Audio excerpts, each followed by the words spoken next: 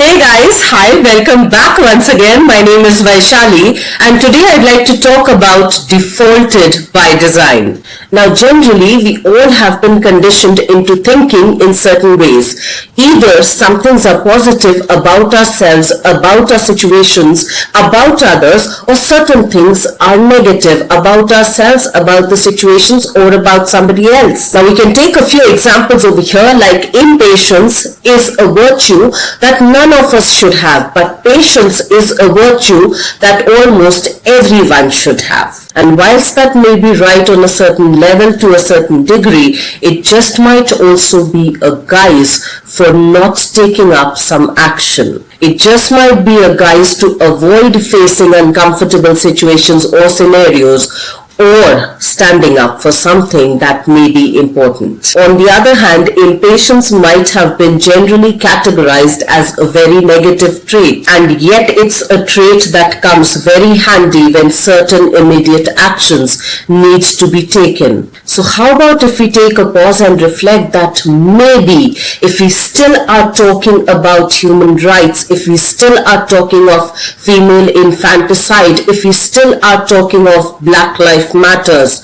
maybe we have overstretched our patience. Because if we still can be talking about these things today, we should actually question, have we delayed our actions? Now, those who are very sensitive have also been very categorically termed as being weak. But maybe if we can just shift our lens, we'll be able to see that they are also the most creative ones most of the times. And Albert Einstein had said that intelligence is creativity having fun. And somewhere I also think that those who all are very sensitive are also very well connected to their senses and thus very sensible as well. So maybe as much as sensitivity can have its drawbacks, it also has its brighter side. And then maybe insensitivity or indifference might actually be a hurdle in us becoming more sensible or more sensitive. There's yet another emotion, envy, which has been categorically deemed as being negative. Now I'd read it somewhere that you cannot be envious of something or someone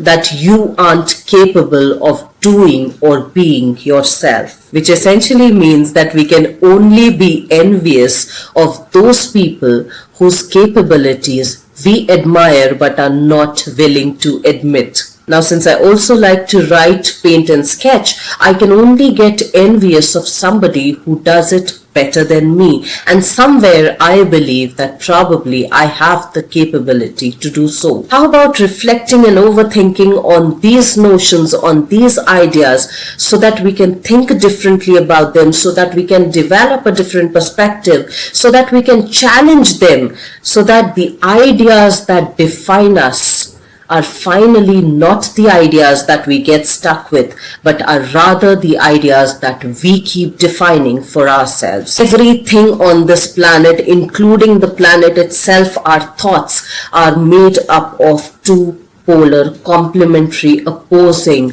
balancing forces. Unless we begin to shine light on both those aspects, one will always remain in the shadow. And probably that is what Carl Jung had called as the shadow aspect. Until the time we do not address the shadow, we'll always be living a disempowered or disengaged existence. Let's think a little more on that. Let's try to see the bigger picture, and I will see you once again the next week. Till then, stay tuned in. And guys, if you do like the contents of my videos, please do like, share and subscribe.